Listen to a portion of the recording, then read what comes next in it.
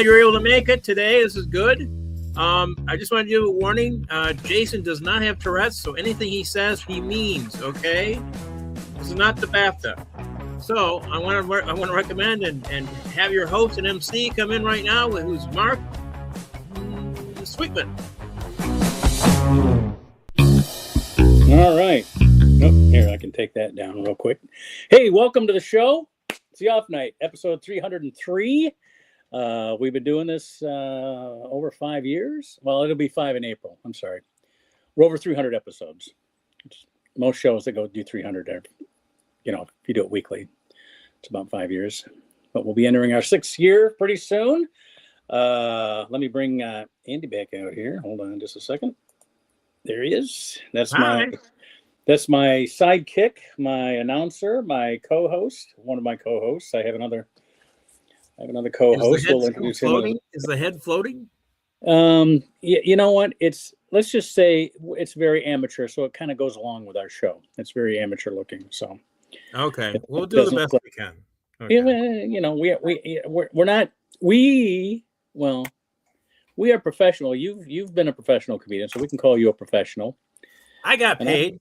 Everybody except I think everybody's been on the show except for Jason, and Jason's getting there. So. Well, I think he got paid for a private gig once. Oh, of course he was naked at the time, but Well, yeah, we'll talk to him about it when we get out here. But we always start the show off. We have a little discussion with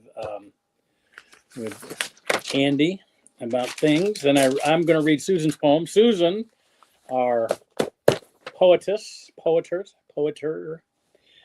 She has been practicing with her choir. They're playing this summer at Carnegie Hall, making big plans. I have some ideas about that I might share with the audience tonight. But anyway, so what's going on with Andy? What's new in Andy world? Threw something out of my cab the other day. Really? For trying to smoke some marijuana. Let's see what else. That's it. That's a big highlight of my life at this point. It's just like I've been trying to write some stuff, like a play. I told you about the lady I been working with from Qatar. Yeah. Well, she's actually back in Qatar, so I called her about whether she had been anywhere near the bomb. It's going to be hard for her. It's going to be hard for her to move in the next few weeks anyway. So yeah. So I don't think there's much commercial traffic in and out of that area. No, I heard she's far enough away from where they're actually trying to hit, which is the Air Force Base. So I heard a great line today. Somebody said, "Hey, they want to end this whole situation. Just rename the Straits of Hormuz the Straits of Donald Trump, and that'll be enough to just." That's perfect. Or straight to Donald Trump. All right, I don't know. Speaking of Tourette's, I think basically they're taking Donald Trump too seriously. Just ignore half of what he says, will you? All right. Well, anyway, I'm going to get to Susan's poem, then we'll get Jason out here, and we'll get this thing running. I'm going to try to. I got a picture of a 4-year-old Sam Greenfield, and I'm going to try to put that. Oh wow. I'm going to try to put that up. I'm going to try to work on getting that up tonight. It's on my phone, and how I transfer it over to not be on my phone anymore and get it up on the screen. We're going to try to. You just put it on your phone and put it up to the camera on the screen. Oh, that's a possibility as well. Yeah, you're right. It's old school. Okay. Here's Susan's poem, and like many of the last few weeks, since she's been rehearsing on Monday nights for her Carnegie Hall appearance. It's brief, so here we go. To distract from Epstein, Trump has started a war. No okay from Congress, just stomping the floor. Invade Iraq, take out their leader guy with zero diplomacy, not even a try. Mr. President, you should have a plan. But this attack sounds like a one-night stand. Which reminds me, sir, release those files. We want to know the names of those pedophiles. And that's her poem, a nice short 4-line poem. Very good. Very astute. She's been very busy, and to get that much out of her even is a bit. So Is she using chat? Is she using Chat GPT? Oh, write my poem. Yeah. Write my poem. I need a poem about this week's headlines. Please write it for me. Oh. Just write it for me. Oh, that's pretty good. She really likes writing poetry, so I'm not going to take that away from her. No, that's cool. She does a good job. All right, let's get Jason out here. We can start our Gab Fest here. Here's our buddy Jason Grant. Welcome. Greetings. Who's behind you? Is that Mommy? It's Joan Crawford. Oh, I thought so. You and Joan Crawford. She's risen. You know from the what's grave. amazing about that picture is how much they made Faye Dunaway look like Joan Crawford. Wasn't it though? Yeah, that was right amazing. Yeah. What? Oh my goodness. Oh, hold on. Let me go back there. And that was before computer graphics too. That's right. Yeah. That's right. No more wire hangers, kids.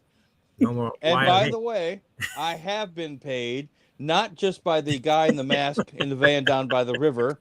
I know you were paid. I know. I mean, that was my mistake. Who paid you?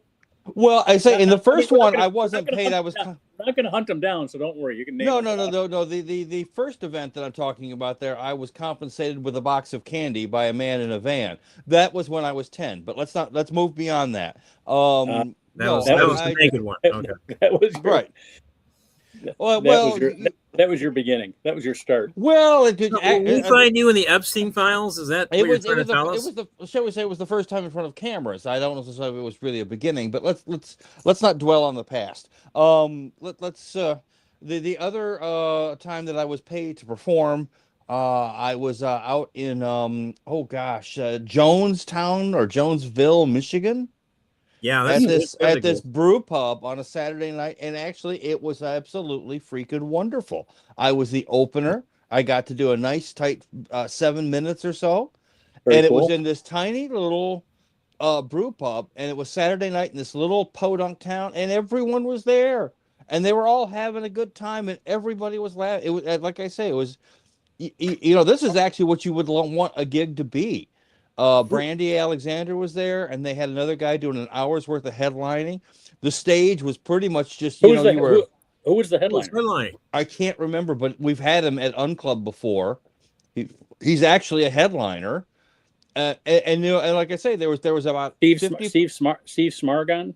No, it wasn't him, but there was easily 50 people. No, it wasn't Brett Hayden. It was easily 50, 60 people crammed into this little joint. And like I say, everyone was having a great old time. It was so anti-club, but it didn't matter. It was fun. They had a tiny little stage that they'd put up there and this cute little PA system. I had the time of my life. So I'll remember the guy's name eventually. But we've had him at okay. It was at Ann Arbor Comedy Showcase and at Unclub and he's one of the more advanced open. Well, not really. He's actually kind of a headliner kind of guy and who blows through regularly and whatnot. And by the way, let us something that people don't realize is that I've seen guys who were headlining at Ridley's who were showing up at open mics to practice their material. Mm-hmm. And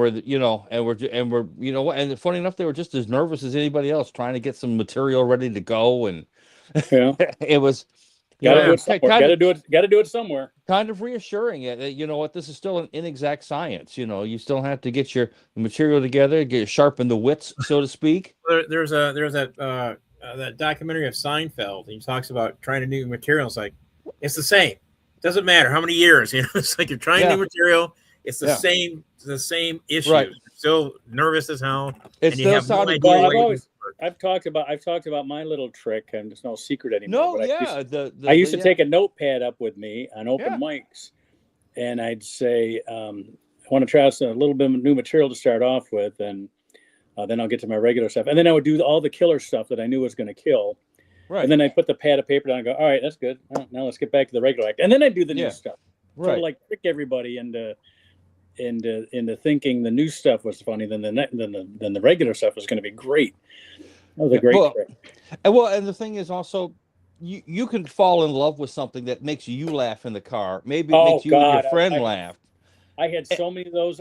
Basically my best friends in the business were the ones I'd say, thank you for letting me know that one needs to go. So yeah, exactly. You try. They're like your children. What are you going to do? Abandon your children? That's Well, no, you sell them on the market, but never mind that. I'm sorry, I did an Epstein there. Didn't hold on. What time was that coming? 8:13. 813. 8:13 coming in on the first one there. So yeah, I would like to get back to doing more comedy. It's been a little while. Who's got 813? What clock are you on? Well, maybe at 8:14. How about I'm that? at 8. I'm at 811. 8:11. 8:11, of course, being the year of my birth. What are you talking about? so- Time here? Sadly, yes. And even though I have Miss Crawford behind me, I've also chosen to do this program while wearing men's clothing. Ah, there you go. That's always kind of gets me into character. Who didn't love the first time you saw and I mean the first time you saw Producers, and Roger DeBreeze was up there getting dressed up. So funny. As was it Marie Antoinette? He goes, but I think I look a lot more like Tugboat Auntie. Now be brutal. You know they will. Be brutal. Be brutal. Oh, I always think those musicals. Always all the same thing. Cut, kick. You know I have the vision. What I love about that whole Producers thing, it was a 1968 film, won the Oscar for Best Original Screenplay. Yep. Which it should have. I think it got nominated for other things too, but that was the only thing that won. And except for LSD, the Dick Shawn character, when they did the musical, almost all of those lines were exact, and they put them to music. And I thought, oh my God, that is such genius. All these lines that were great, funny lines, and they made them into funny songs. Oh man, that's one of my favorite. That's one of my favorite movies, and then my favorite musicals. You know, we've lauded Mel Brooks, as we should. But when you think back that this guy, not only did he like grow up during the Great Depression, which for you kids out there doesn't mean when there was no Prozac. We mean when the whole world was in the dumper. But during World War II, the guy's job was an electrician. And by electrician, we mean he disarmed landmines. So, kind of got balls of steel, if you ask me.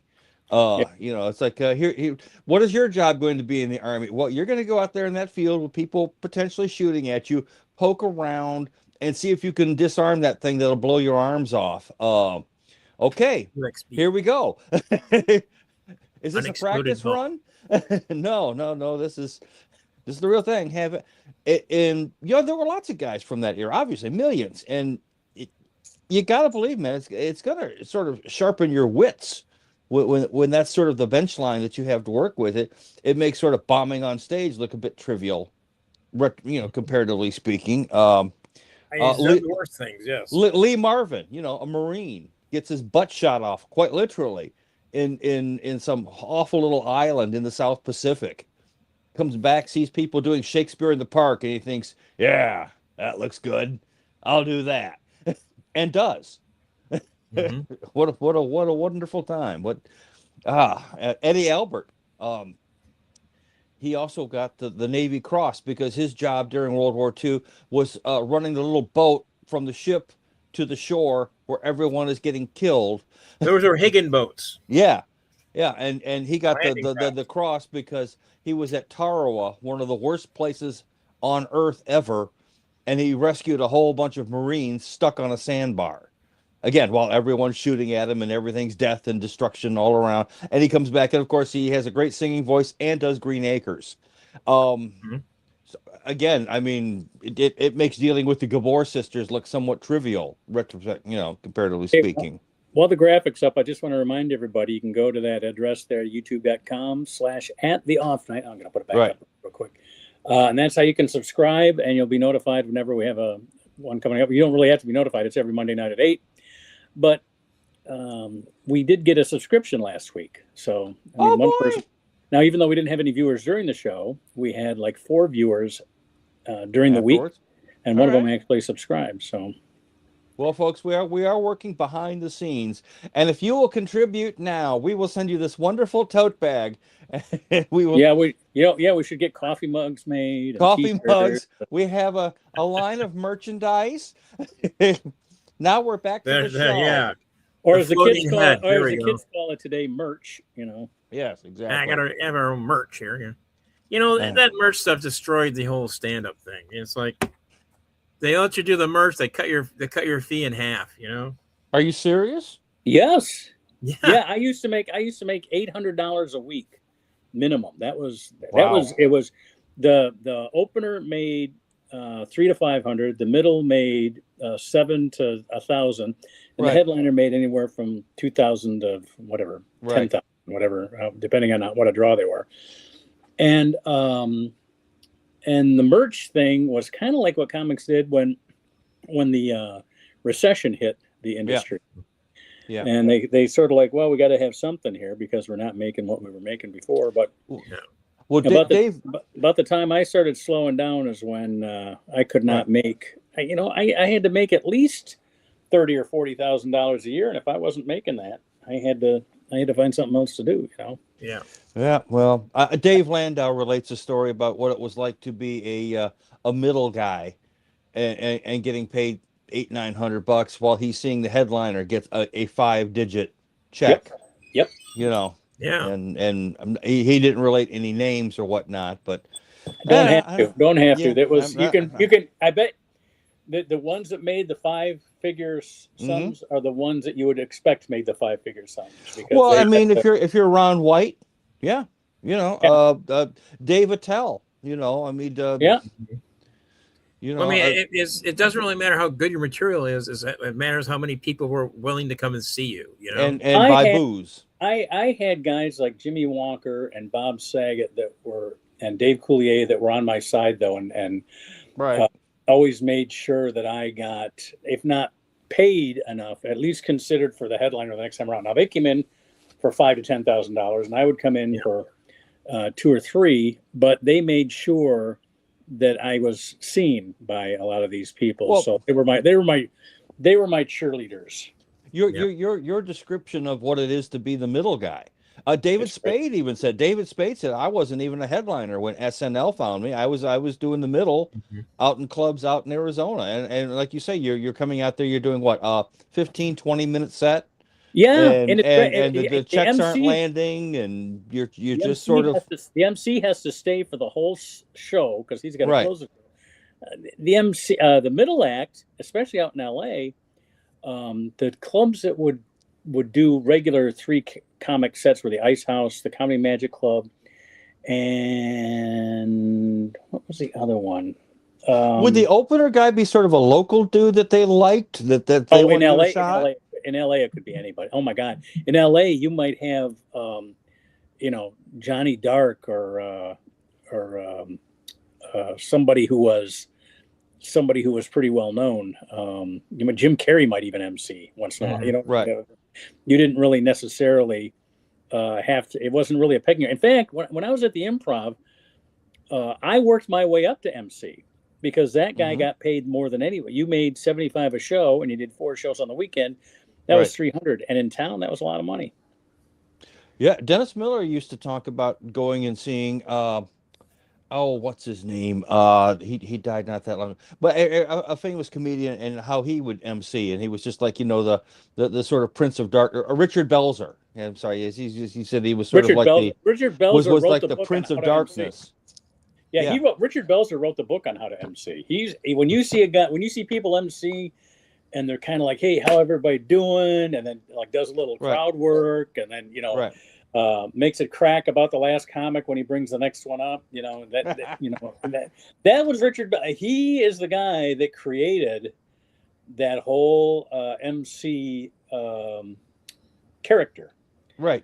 Which everybody sort of copies and emulates now. He was great at it. Yeah, We didn't see him MC too much out in LA. By the time he got to LA, he was acting more than he was doing stand-up. But I do remember him again. The golden age of sort of HBO and cable. Well, there were a few specials where you had Belzer who was doing the MC work, bringing comedians up and whatnot. Again, back when that was sort of a way things that were done. Nowadays, obviously, I mean, get all you kids. Yep, it's 3 grandpas out there complaining how times have changed. Oh my goodness. But then again, guess what? You know what? Those guys did fill crowds. They filled rooms. They filled theaters. Eventually, go on tour, fill up an arena every now and then. You get someone who was really top notch. Right. Not just, I think what was Steve Martin maybe the well actually Mark, you might be. I wish Sam were here. Didn't Dean Martin and Jerry Lewis at one time fill up basically the equivalent of sports arenas when they were at the Oh, sort of the peak of oh, their the Disney Channel had a documentary on the rise and fall of. I don't Martin think and it was Lewis? called that, but basically it was them. They're on their rise, and the only thing that made them fall was that they split up. They didn't really Yeah, fall. right. But there is a shot of them hanging out of a hotel window, like this. Their torso, from their waist up is hanging Right. out the window, and they're waving to the crowds below. Yeah. And below, you would have thought they were a monarch or a rock The star, Beatles. or yeah, exactly. You would have thought Yeah. it was Elvis or Frank Sinatra or something like that. They were huge. Right. I do know. I think Jerry I Lewis have to see if I can find. I have to see if I can find that documentary. that they lasted exactly 10 years. They split up 10 years to the day when they first when some mobster backstage said, "Hey, you and you, yeah, listen, we need you guys to get out there for a few minutes." They're like, "But we're not now." He goes, "You are now. Get out there." and Well, it's interesting. Steve Martin basically said he was the reason he quit doing stand up and moving into the next phase was he started to watch the audience. He was getting packed houses. Right. And also it's like he didn't really like the big rooms because you couldn't really tell when they were ready to get the next joke. It was just like right. It wasn't really hard to think. Then he basically said when he started to see that the back rows weren't being filled anymore. Right. And he said it's time to transfer to something else. And you had Andy Kaufman doing sort of the anti-stand-up. Funny in its way. If you got the joke, it was hysterical. If you didn't get the joke, it completely Well, missed. Steve Martin kind of started that in some respects. He was basically anti, it was all political humor, and he was going anti-political humor. Well, his absurdism, which again I think it's related to the sort of art that he's obviously renowned for being an art collector and an artist in his own right. I think Martin Mull was a better painter, truth be told, and we've discussed. I think all of us, both of them could pick a guitar though, right? And a banjo, but again, the absurdist streak that went on back then, which actually, because again, you always had sort of like the Buddy Hackett setup, takedown, Borscht Belt comedian style. Sure, this was comedy of a different, completely nuts. I remember seeing both Albert Brooks and Steve Martin coming on the Tonight Show, and just absolutely laying waste to the crowd and laying waste to Johnny. Mm-hmm. And if you got Johnny, obviously Andy and I have both been doing Rodney Dangerfield, but you know why? It's because Rodney Dangerfield was funny.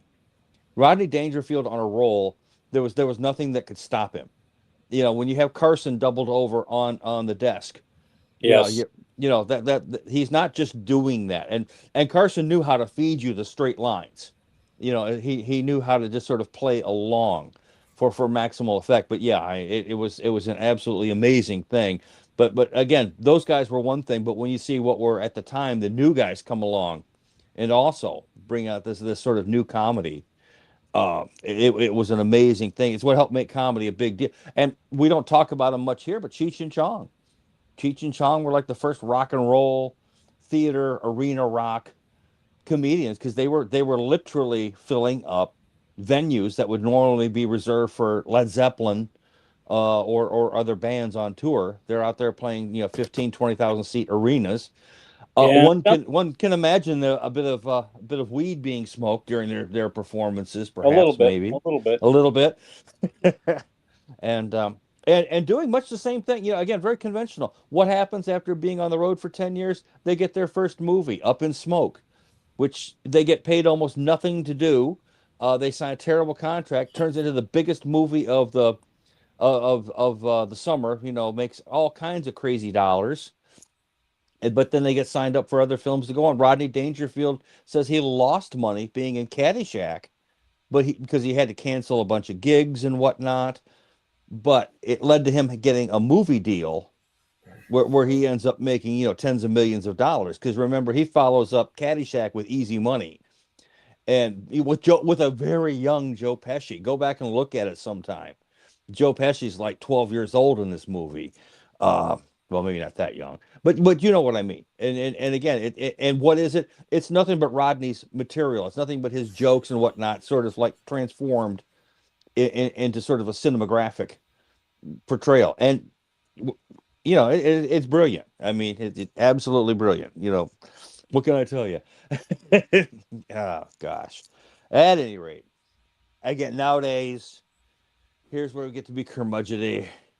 Nowadays, you damn kids, all you do, you make your own little TikTok-y things, and you go out there and you think you're funny. Well, Oh, there he is. There you go. Perfect. There you go. Yeah, we can see that. It's great. You said a 4-year-old Sam Greenfield. I was thinking of a cave painting. Hey, how long before this was Epstein scene? Come on, what? Yeah. Yeah, no, that's pretty cool. God, that reminds me of like the most risque joke I've ever told. I only got away with it once. I said, do you remember that picture from Vietnam where the little girl was hit by napalm and was running naked? I remember seeing that for the first time and thinking, damn, that chick looks hot.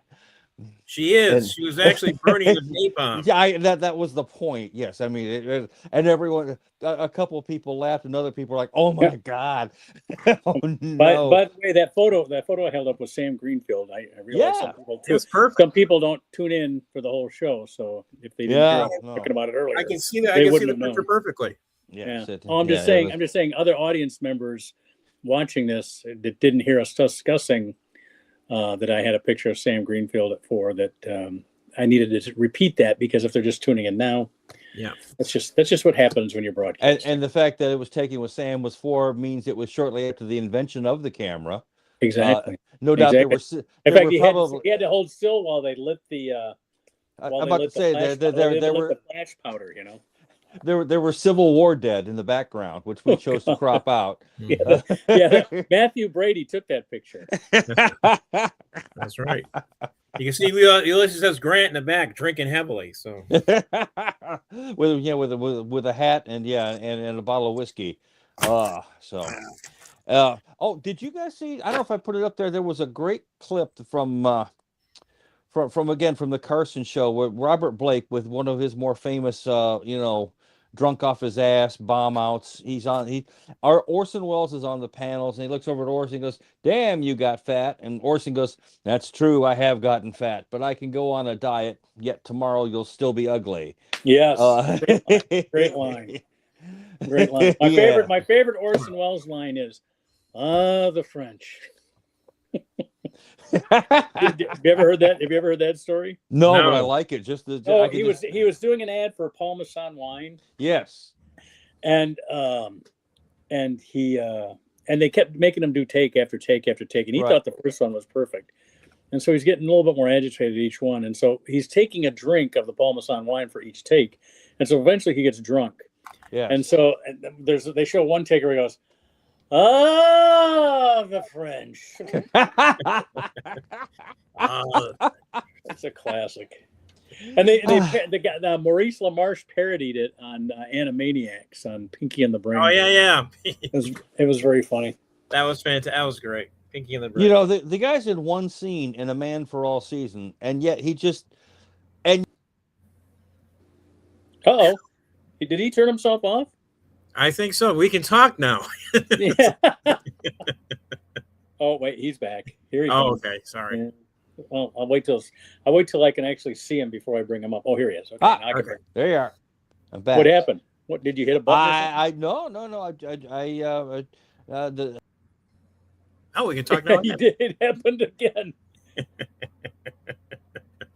So, wow. Well, he can go. I'm telling you, this artificial intelligence really has a thing. It really has a thing against Jason. Yeah. Yeah, I think you're on the right track there. He's working hard. There you go.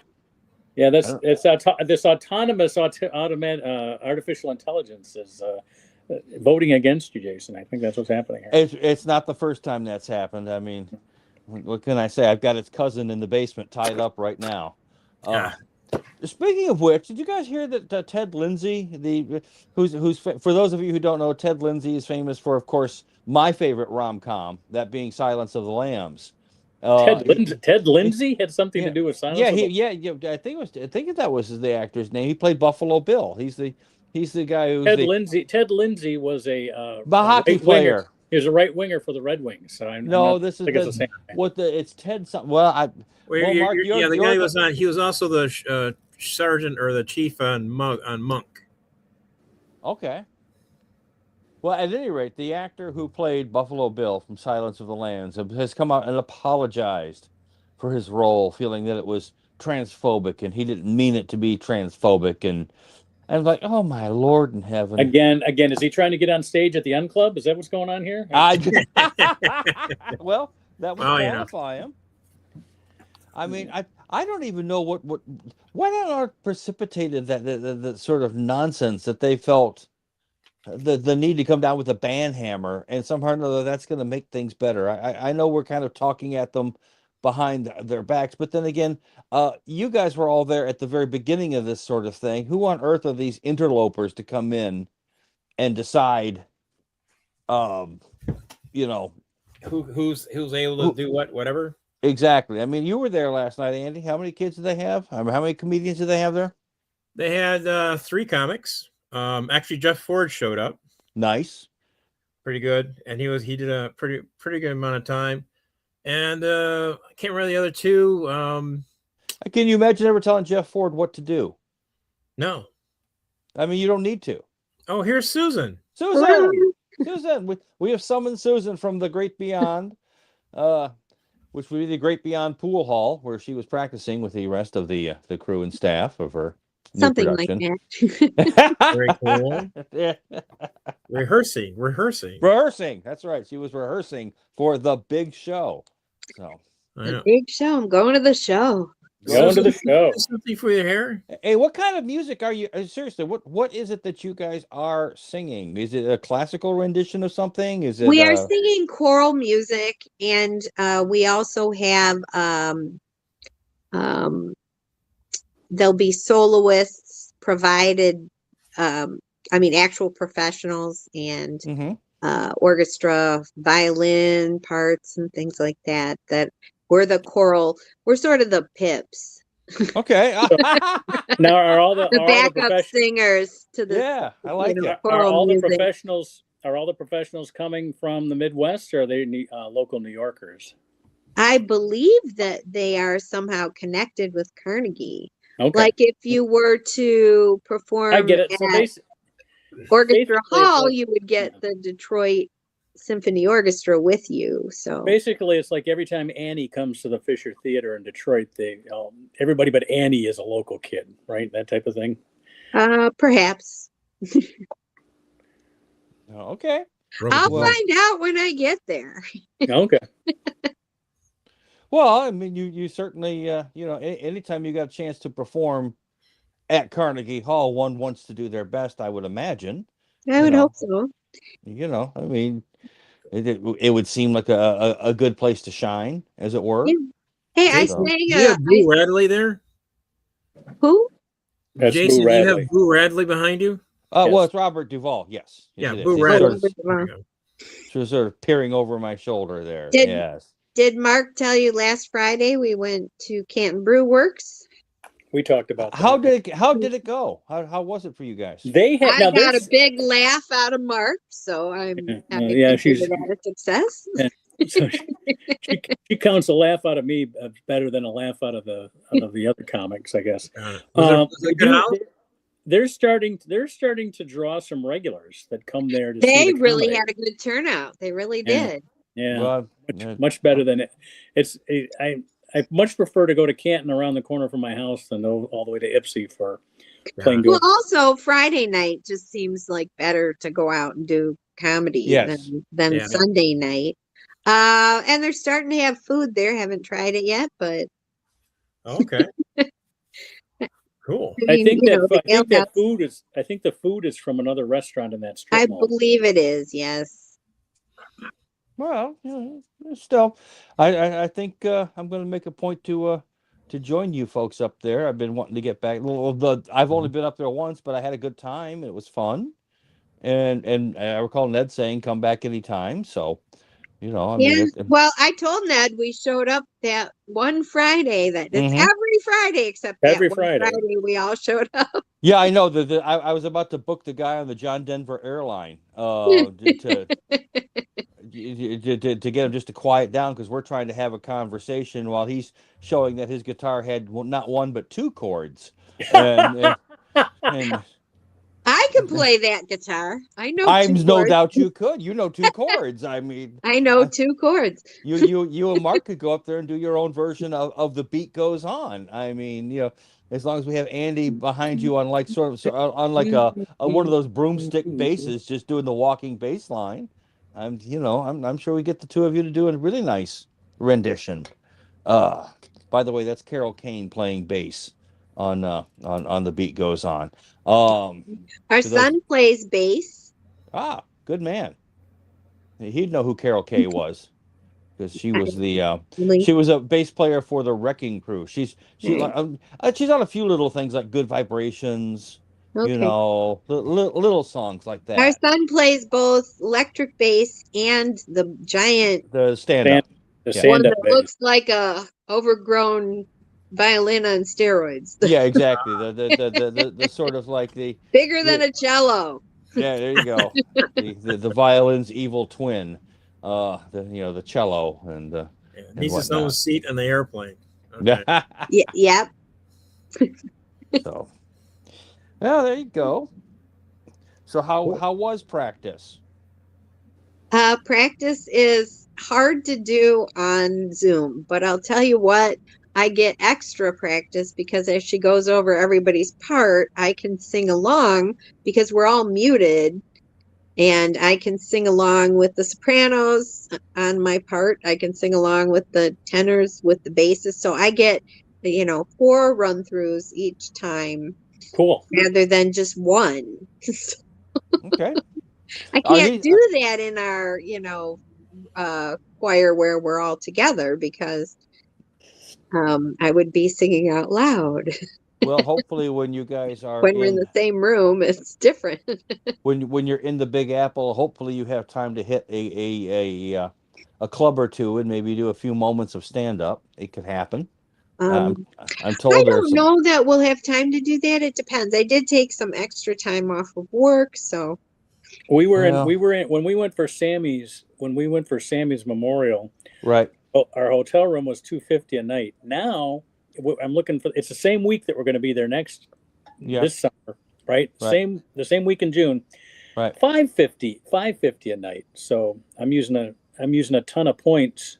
Yep. We got some points. Some points we're gonna use those. So I don't think we're gonna. So stay I'm much invited longer. to sing, but it does not include my transportation. It does not include my accommodations. Yeah. It does include 2 tickets. And we have a afterglow boat cruise. Boat cruise. Yeah. Dinner. Okay, Mark. They'll feed us once. I'm going to have to demand that Mark does not take over the boat cruise and go into his floating MC that he does for his other regular job. Only if they ask. Well, he probably doesn't know all the trivia out there on the Hudson. I don't. You make it up. They're not going to know the difference. And over here's the pier where Joseph Valachi was last seen. No, they had a sick eagle. And then ICE showed up because they heard there was an ill eagle.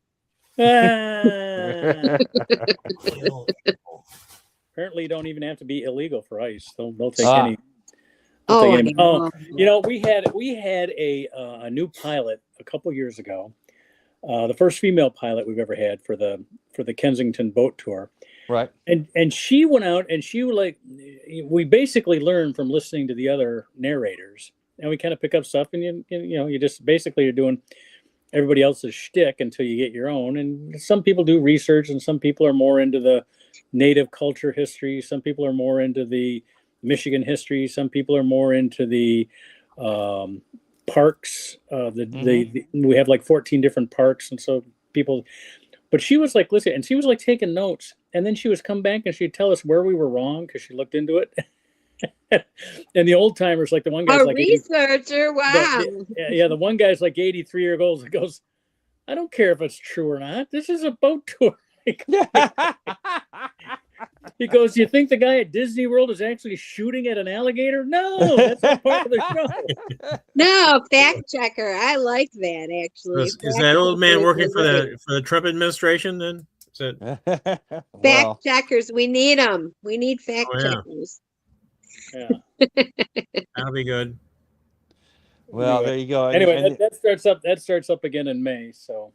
Oh, May. Okay. Not a moment too soon either. We're out of money here. Yeah. Oh dear. Oh dear. Yeah. Turns out grandbabies are expensive. Grandbabies are expensive because they really don't because they deserve to have everything. Exactly. They have credit cards. You gotta go do Once Upon a Child. There you go. You know, it's funny about it though. She's the first grandchild. I did take my daughter to a mom-to-mom sale. Yes. I have a $4. I kid you not. A wonderful stroller that costs $4. Well, I mean, you guys have That's a fairly perfect. large collection of children. Can't you tell them, like, hey, all of you, pony up. We're gonna need a few extra dollars here. No. Can't ask that of the grandbaby. Well, okay, maybe the grandchild gets a pass for now. Let's not let them get too comfortable. All she has to do is look at you and smile, and your heart melts. Yes, exactly. But by the time they're 7, they should have a trade. By God, they should be looking at the. She's gonna learn piano. She's got these beautiful long fingers. How old was I'm Michael going to teach her piano. Now, how old was Michael when he did his first commercial? Our oldest did a television Michael commercial. was, I think, about 4 months, 6 months old, something like that. Well, were you guys out in LA, I think he was probably 4 months old because that outfit he was wearing was like a 0 to 3 month outfit. So he might have been younger than 4 months old. I've got a few of those tacked on my wall, but we won't go into that now. Yeah, our son Michael did a commercial. You might remember this name in Michigan. There was an attorney named Noel Keene. Our son, as a baby, played the baby in the commercial. They were looking for surrogate mothers, and the famous surrogate mother was Mary Beth Whitehead, and because of her, surrogacy became illegal in Michigan. So that would have been maybe January, February 1986 that Michael made that commercial. What was the whole attorney Noel Keene's law office looking for surrogate mothers? What was the whole Mary Beth Whitehead? Mary Beth Whitehead gave birth to a surrogate baby and decided to keep it. And she was allowed to because selling babies is illegal. She gave birth. The law said, a woman who gives birth, that's her baby. But yet there was the whole contract thing where she agreed to surrender the baby at birth. So it became a thing that the legislators outlawed. I don't know the whole history. I could research it for you, fact check it. But something about like maybe that. The 13th Amendment that kind of put an end to selling people. It wasn't. But everybody was okay with the name Whitehead.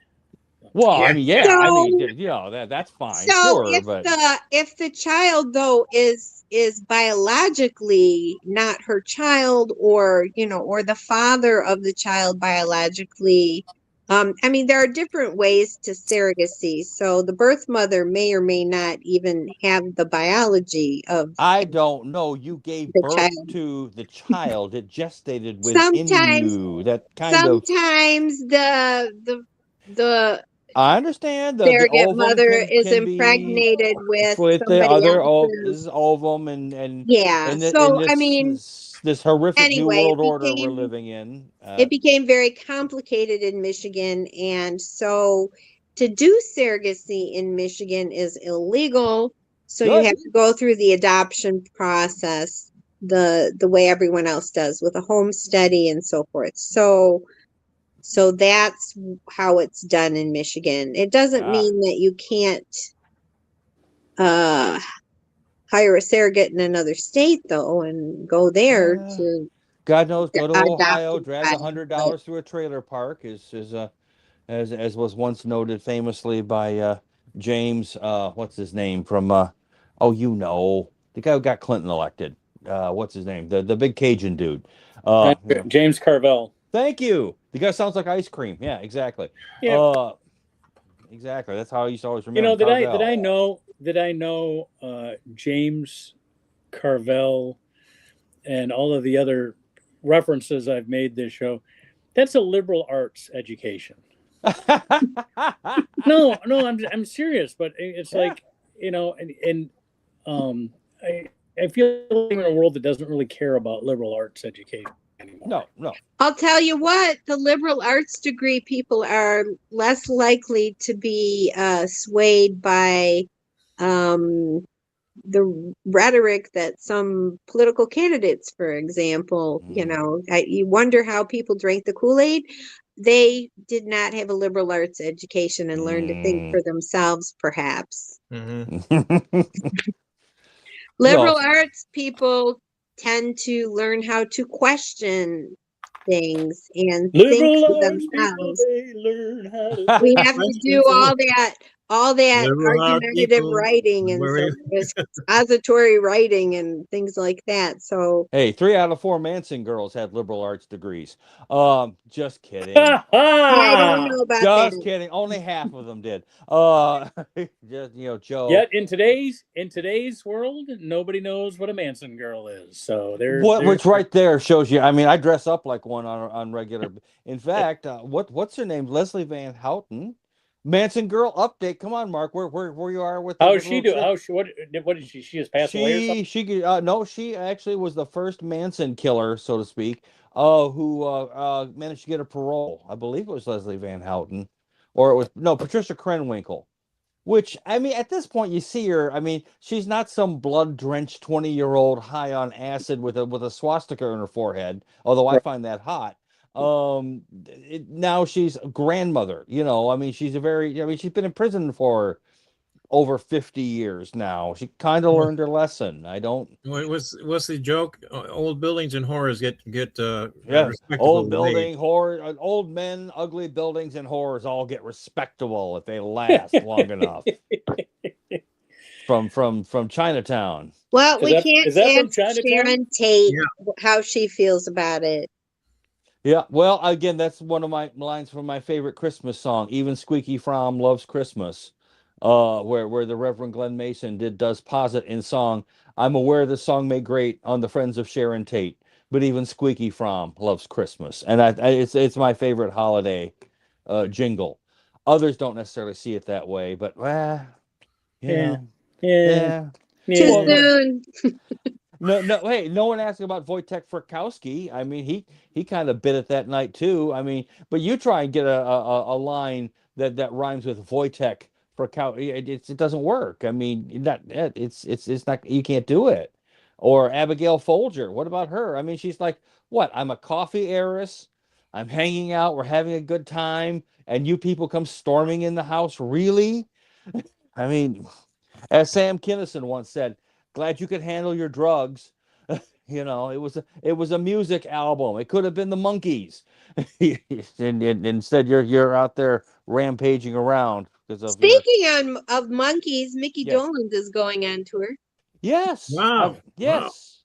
Wow. In fact, Mark opened for 2 of the Monkees back at the Pine Knob. Remember when it was called Pine Knob? Yeah. It was 3 back then. Isn't he the last one? We had 3? No, we had 3. We had Peter Tork, we had Mickey Dolenz, and we had Davy Jones. Mike Nesmith was the only one wasn't there when I did it. And he eventually sort of came around, and I got to tell you, well, he was the whiteout heir to the whiteout. Yeah. Isn't Mickey Dolenz the last one? I mean, it's like the other Mickey's 3 the last one. Yeah, he's the last. Mickey Dolenz is the last one. Last one standing. And I bet the Monkey show was absolutely amazing. Oh, I remembered it. I never missed it. I'd come home from school and turn it on. We would play Monkees, and pretend play and sing their songs. And Daydream Believer is written by a former member of the New Christy Minstrels. And and he was sort of a struggle. He'd left the New Christie Minstrels and was sort of struggling as a songwriter, and they wanted to change one word in the song, and he's like, I don't know. It's like, if you don't change the word, you don't get to sell the song. He's like, okay, whatever you want. But the Monkees never liked that word anyway. Exactly. But the Monkees did not think that song was going to do particularly well. They were not in favor of it being released as as a single, but it turns out it was just an accident. The mastering had gotten done for Daydream Believer first, so okay, it's ready to go, out it goes, and it turns into a gigantic hit. And by the way, it's a great tune. It's a good song. Oh, no, and you never know. It's a wonderful song. Other artists that write music, they have songs that they really love, and then those songs don't always do well. Just like Mike Nesmith wrote Different Drum, which he offered to the band, and Linda Ronstadt's Different Drum. Mike Nesmith wrote that, and the management of the Beatles did not want. They're like, no, kid, we're not interested. So he sells it to. Again, Linda Ronstadt, and several people have gotten hits with that song in the years since. Look at Barry Manilow. He is known for I write the songs, and Barry Manilow wrote lots and lots of music, but he did not write the song. No. I write the songs, even though that's the one that he's most famous for singing. Well, that song was written by the Beach Boys. Well, on the on Daydream, but the Beatles, of course, are not the Beatles. The Monkees were criticized for not playing what they did. They did play on several of the Daydream Believer, notably, is one of them. Mike Nesmith is playing electric guitar on that, and Peter Tork is the one who wrote the piano and performs the piano intro on that song. He was also a talented banjo player. Now, I don't know how you say talented banjo player in one sentence, but there you go. He managed to make it work. So. Him and Mr. Green Jeans. God, who was notorious for being Frank Zappa's daddy. Remember, guys?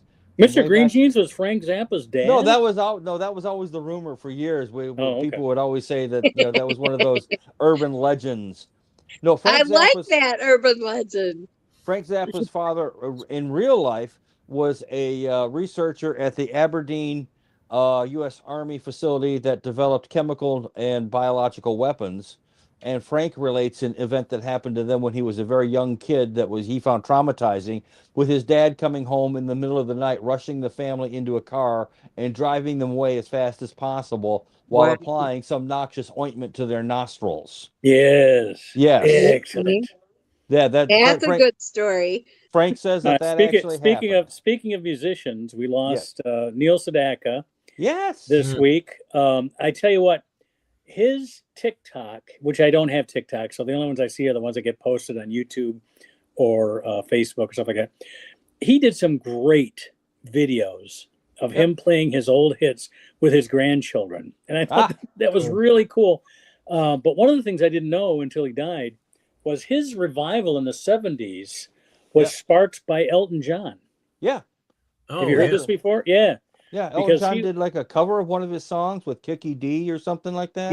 Yes. And then what he said was he basically gave him numbers, people to call that could help him make his tunes playable for a 70s audience, because he was a 50s and 60s guy. Yeah. And so he did a remake of one of his big hits, but a slower version, not a TV bopper version, but sort of like a Vegas Lounge type version of the song. I can't remember the name of it now, but yeah, Elton John was responsible for restarting Sedaka's career in some ways. And if you are interested in any kind of local history, we used to have a lady who ran CKLW. Remember the Big 8? More music. Rosalie Trombley. The big If she gave you the thumbs up, you had a hit, and if you had a hit with Rosalie, you made it. That was it. There's a musical I should write, the Rosalie Trombley story. Oh, absolutely, you should, man. I mean, Susan and I have seen so many shows on Broadway where they take music that was already out there and they combined them together to make musicals. That sort of like we did with our local chorus. With our local chorus, yeah. We just write a script to string the songs together. She's a nice secretary at CKLW, and they needed someone to type up reports and things like that. And then she became the music librarian, and somehow or another she got into the position where she's listening to all this stuff. She was the hit maker. She was she Good old was AM radio. Yep. She was the person who decided what songs are going to be played on 800 CKLW, 50,000 watts that went all over blowtorch.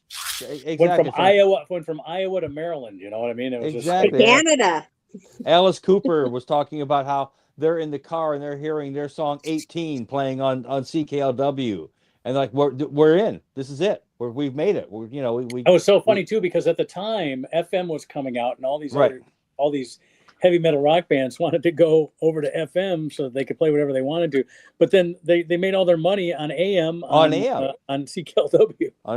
Exactly. Back then your car only had AM radio unless you wanted to fork over a fortune for AM FM. We talked about them earlier, but another group that got became a hit because of Rosalie Trombley was Cheech and Chong. Yes. That wasn't something that they would play on the air, but Sister Mary Elephant and Earache My Eye. Yeah. Earache My Eye, I want a bike. Okay. Yeah, if it hadn't been for Rosalie Trombley putting that stuff on CKLW, I mean, who knows? And I mean, they were big in LA, but I mean, they got all this Midwest coverage on CKLW. So Bob Seger writes his song Rosalie, which comes off that fantastic Smokin' OPs album. Yep. And of course, who else? Thin Lizzy gets a hit with Rosalie, and Metallica, or not Metallica, but Motorhead. Covers Rosalie, and I think in the last 5 years, I think there's been a country artist that's covered it too. Yeah, so it's a great song, and of course she wouldn't allow it to be played on CKLW because she thought it was Bob trying to get more airtime. It was a good song. Yeah, no, I mean she's just like one of those people who became like a power maker and a trendsetter. Yeah, again, she knew Elton John. She's the one who talked Elton John into releasing Benny and the Jets because it was getting crossover play on the black stations. And she said, "Would you like to maybe get a crossover hit with the black audience?" He's like, "What? Really? How?" And she says, "Well, in Detroit, they're playing Benny and we are singing that." Yeah, we are singing Benny and the Jets in the local chorus concert the first Sunday of May. Right. We will be singing 2 Elton John songs, actually. There you go.